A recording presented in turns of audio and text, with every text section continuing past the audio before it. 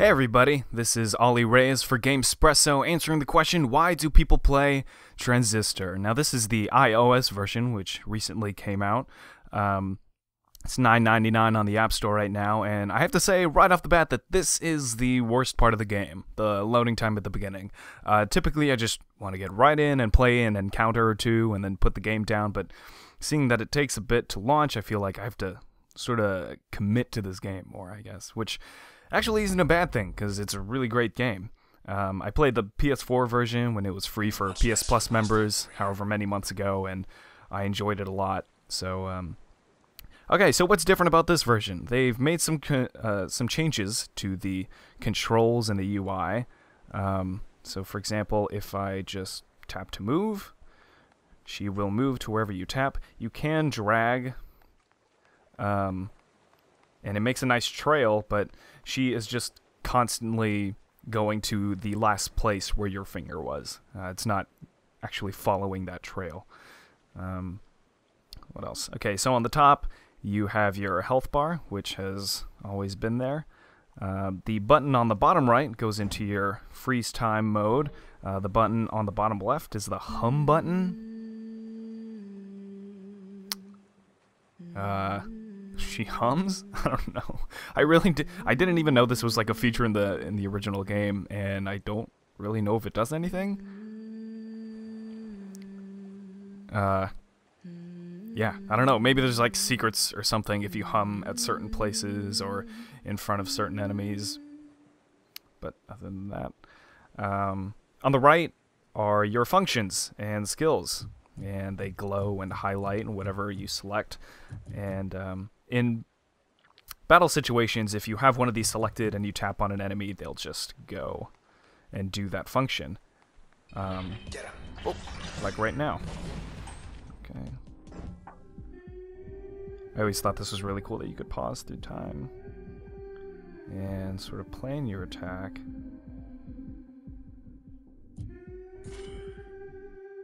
Sure.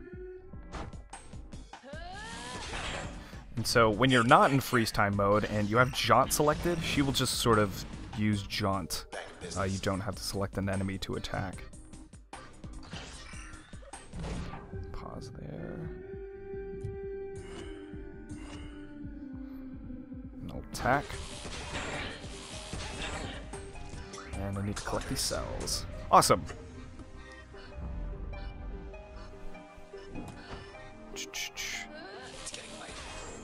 Yeah, and also if you're not in the freeze time mode and you attack a piece of cover, it will automatically do that as well. So let's look at alternative control schemes, which they have. If you look in the settings, they have classic controls, on or off. We'll turn that on.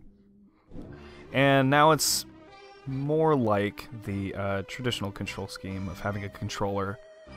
The center of the analog stick is just wherever your finger touches the screen, which is nice.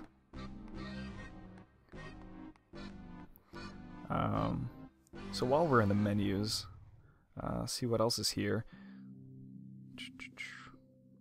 It doesn't look like I'm connected to the internet right now, but if I were, then you could tap the soundtrack button where you could buy the soundtrack on iTunes. You could load a checkpoint, and there are also iOS achievements. Again, I'm not connected online, but the achievements would be there.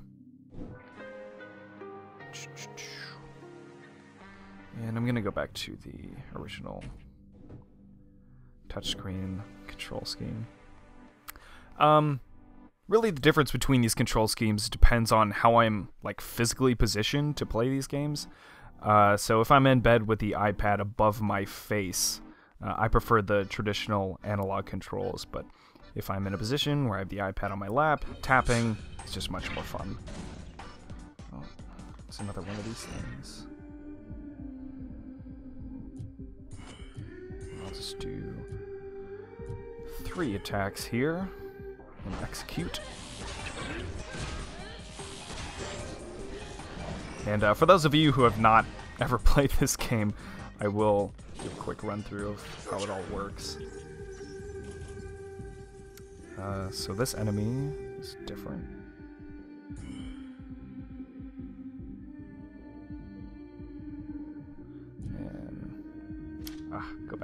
undo. And execute. Oh man.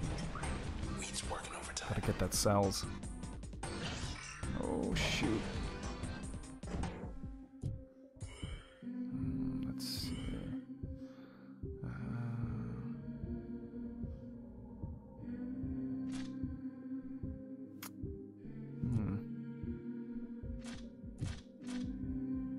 Oh, is that all I could do? Shoot. How about that? That works, right?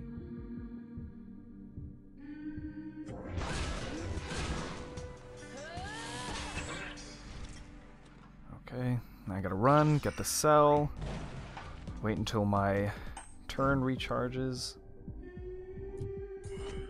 and execute. So the game is still great on iPad. In some ways it feels more right with this isometric view to sort of just tap on things and I don't know, but both control schemes are very viable. The terminal. Hard-hitting pull. Yeah, and just things like this. The terminal just feels more natural because now that I'm using a touchscreen, it feels like I'm actually using a touchscreen terminal. As opposed to just using a controller with it. The sky looks blue because we want it to. I could change the color of the sky?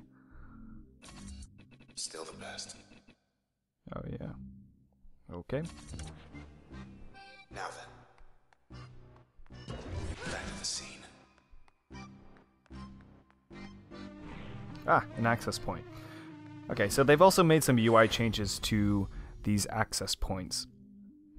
So before the functions would be listed at the top, but now it's a more horizontal layout. You have your functions listed here at the right, and you can just drag and drop now of functions that you have. They're obviously described on the left. I should add one of these. So if one of these functions is not in your primary slot, you can add secondary functions to the main one that you have equipped. So, let's see. Spark, the upgrade slot effect, if it's in one of these secondary slots, it will split and subdivide most functions for greater results. So, for example, if I were to add that function there, it will now, you can read, breach will fan out multiple projectiles that do more damage up close. And I tried it and I didn't really like it, because it splits the damage of each shot, and it shoots in like a spread, as if it were like a shotgun. And that's not what I'm into. This is always helpful though. I don't know why I don't have that equipped. Okay, and this magnifying glass, you could get more info on the characters that you've met in the game, or at least the characters that used to be alive in this universe.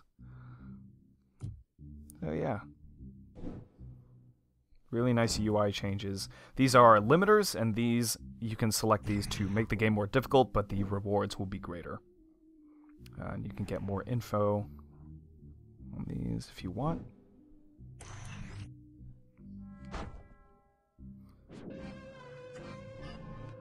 Cool. And every time you get to an access point, it will save your game. So I'm just going to continue here. Oh. Okay, so for those who have never played the game, you will get into these encounters. Enemies will just show up wherever you go. And when you're in this frozen time state, you can plan your attack, you can move. And if you look at the top, you can see you have like a move meter. You have a limited amount of things you can do. So for example, if I undo that move, so say I want to move over here, you can see the move bar raise, and so you're filling up time, you're using up resources, your time pausing ability. So I have to plan accordingly. And I could select this function, breach, which goes in a straight line, so it's really good for doing these sorts of double attack moves, or these collateral damage moves. I don't like that move. This function, bounce, shoots out a projectile that will bounce to other enemies. And so, as you see at the top, I am out of moves, so I will execute the ones that I have done, and you do them instantaneously live. But now I'm in live mode, and I can still do any of those moves, but it's just much more difficult because a lot of things are happening at once, and let's see.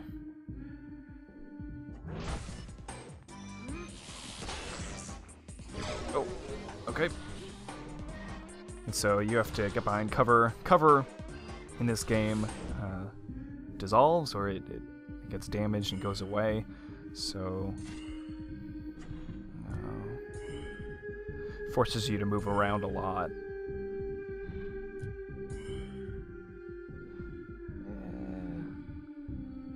And I'll jaunt away.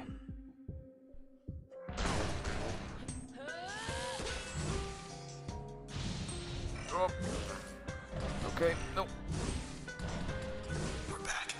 Alright. If you run out of health, then the... Nope, don't want to do that. If you run out of health, then the function that you have selected will no longer be available to you, and you have to go to another access point, or two other access points to get it back. Let's see. There's another guy here, I think. Yep.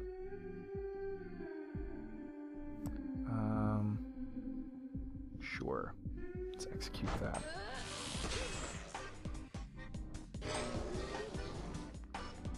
And typically, larger enemies will leave cells after you kill them. And if you do not pick up these cells, then they will turn into more enemies. So it's always great. So it's advised that you pick up the cells after. Again, it's another thing that forces you to move around the map. Let's see, a cell just dropped. Picked it up.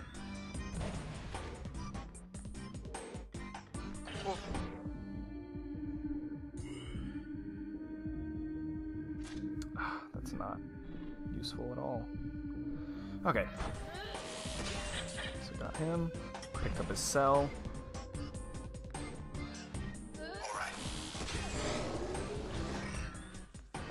Pause before that lands so I could get out of the way.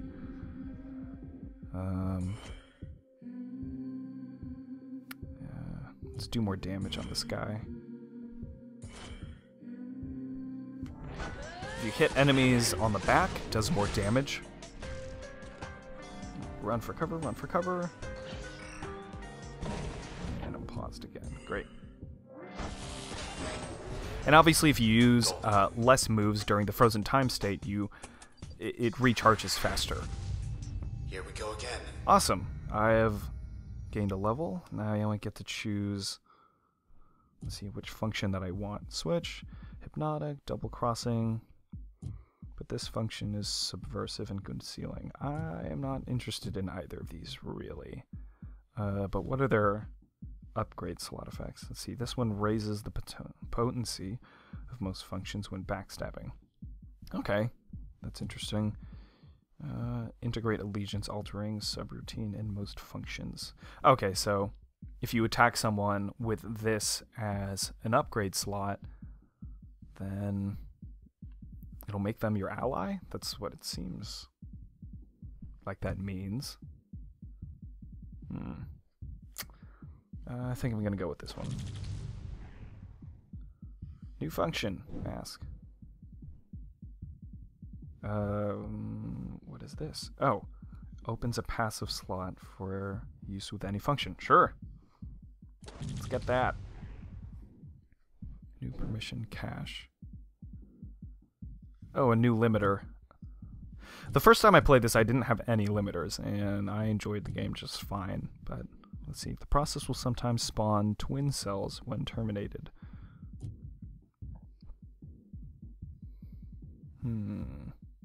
Twice as much power, or they spawn twin cells when enemies die.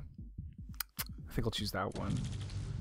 Because if I'm gonna go and get the cells anyways, I would catch both, wouldn't I? That's what it sounds like. I don't like this. Hold on, I want to try something. Hey! Is anyone out there? I thought so. Silent. Okay, where do I go?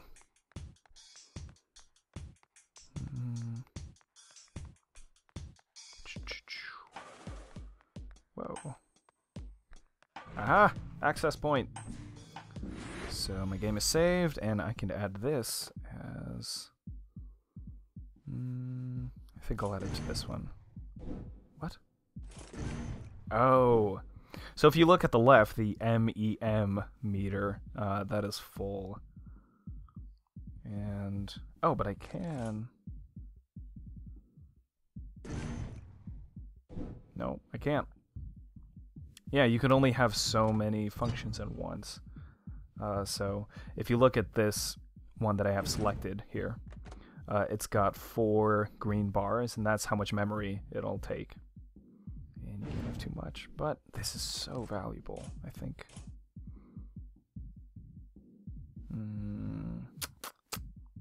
It's tough to say.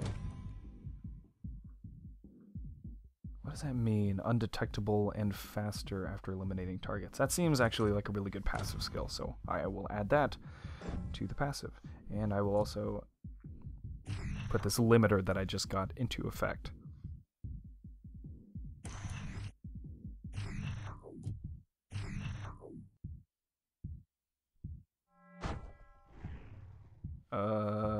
What? Yes. Use anyway. Great. Yikes. Whoa, look at all those enemies. I don't think I'm gonna fight those. Just run. Made it. That was 50 of them back there. Maybe more. That would not have been good. Red. Have a look out there. Toward high-rise. Yeah, this game is really beautiful, and the story is told in an interesting way. They're not there anymore. But I just kind of didn't understand what was happening. Whatever's after us, it's spreading. The Camerata. They'd rip this whole town apart. To get us. Yeah, from what I could gather from the last time that I played this, there's a bad guy, and you have to go and yeah, beat that guy. Oh, this is so strange. I never really understood the point of these. There are these doors that you can go through, and they're like trial. Door number 3. They're like little trials that you can do. We're surrounded. Okay. Okay, so this particular trial is trying to teach you how to use this one function effectively, and since you can get enemies in a line here, that's probably what they want you to do.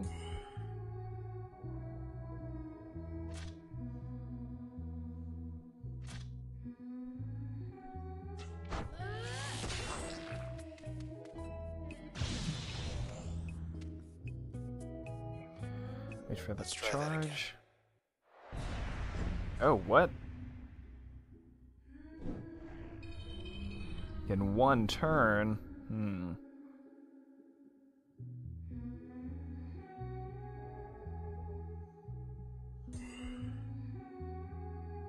Let's move here. So even if there's like a little bit left on the move meter, you can use any function you want.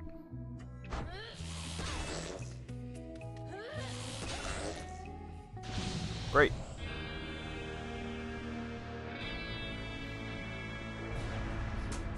Cool.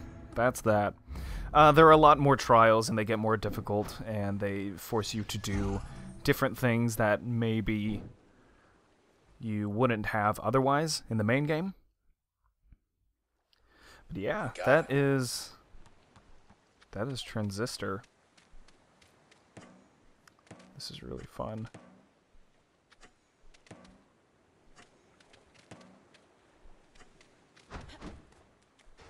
Take that, Yep. ball. You can play the music that you've unlocked.